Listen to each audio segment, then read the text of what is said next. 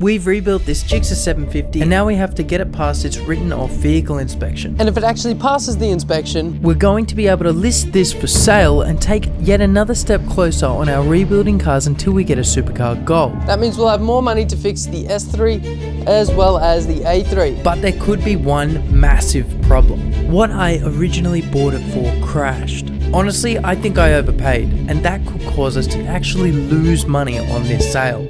Oh yeah, we also find out how this bike was crashed. But let's not get ahead of ourselves. First, let's take it to its inspection. This is the first time I've ridden this bike any sort of distance. And remember, we still have that dent in the exhaust header and a dent in the radiator. We never ended up fixing them. And honestly, I don't plan on it, because if the radiator holds up, doesn't leak and doesn't overheat, there's no need to fix it. The bike has made it a 30-minute ride, which is a very good sign. And here we are. We're here now, the bike made it in one piece. And let's go see. Check it out, it has actually passed its written off vehicle inspection. Very, very happy with that. That's 2 for 2. Hopefully we can keep this streak going of getting them actually passed. It is a difficult process. Next thing we're going to do is find a potential buyer for this motorbike. We are in it for a lot of money, and I'm slightly concerned with how much we're going to make for this, if any, to be honest. I should also just give you a rev. So, as soon as we got home, we parked up the bike and started taking some sale photos. Now, like I said before, the price is a big concern on this. Let's explain. What you can see here is a list of all of the GSX-R750s for sale above 2016. The cheapest is $12,750, then $13,000, then $13,414. So really, we're gonna be cheaper than the cheapest one. How much cheaper? Because it's got that branded written off title on it. I don't know. Some people are willing to pay a small discount. Other people are not willing to pay anywhere near market price for the bike, which creates a very difficult situation. Now, we bought the bike for $7,155. Then we managed to spend a very small amount on rebuilding it, $1,130. So we're in it for a total of $8,285. Now, it's important to note we did get a sponsorship deal for the fairings. That would have cost us just over an extra $1,000, which would have made it even more difficult to be able to profit off this bike. Realistically, I want to get 10 out of it. That would be $1,700 profit. So let's list it for 11 and see how we go.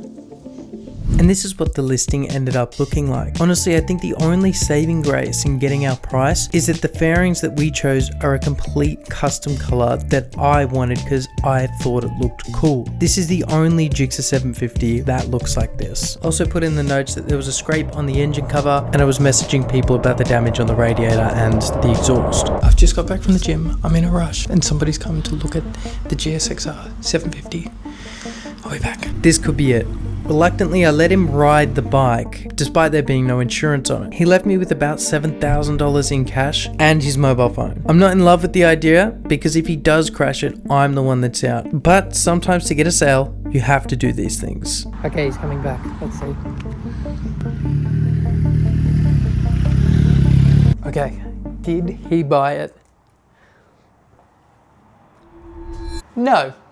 No, the bike is still here. And look, I know I'm selling a bike, but damn, I get impatient and I really don't like doing it. He did seem genuinely really interested in the bike, and obviously I'm not in the interest of letting somebody ride an unregistered bike without having full cash in hand. We were talking about the $10,000 sale price, which I was pretty keen on. So I let him take the bike, and as soon as he arrived back, it was very clear to me that he just wanted to message somebody on Marketplace with a GSX-R750 and come and ride the bike. And as frustrating as that is, sometimes it just happens. Also, I didn't actually film this, but I did have a second person come and look at the bike. It was a lovely woman. She, in the end, I don't think was too keen on the repairable write-off side of things and bought a CBR 1000 instead. All hope is not lost, because I've just had one more bloke messaging me, asking a lot of questions about the repairable write-off side of things.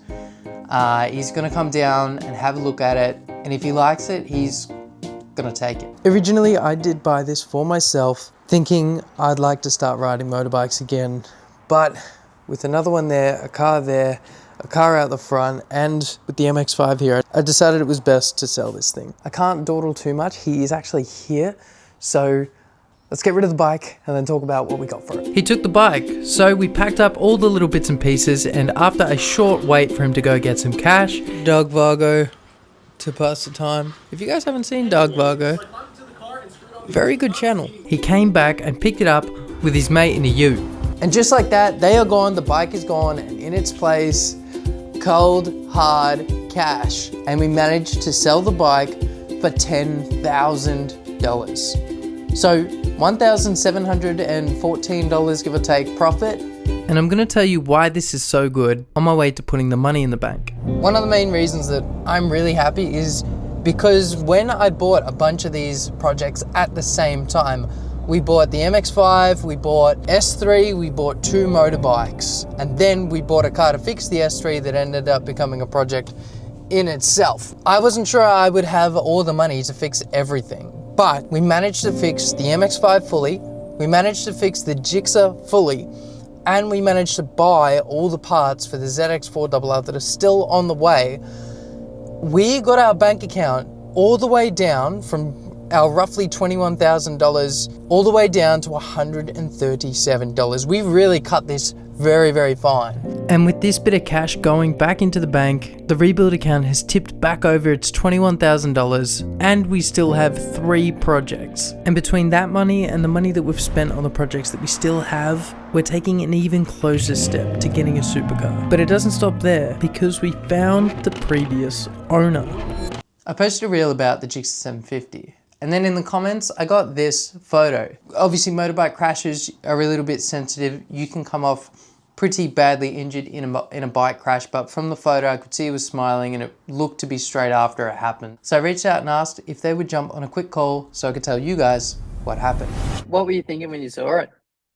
Oh, it was just nice to see it get fixed back up, because it was such a great bike, and it was such a shame what sort of happened to it. So yeah, what sort of happened with it all?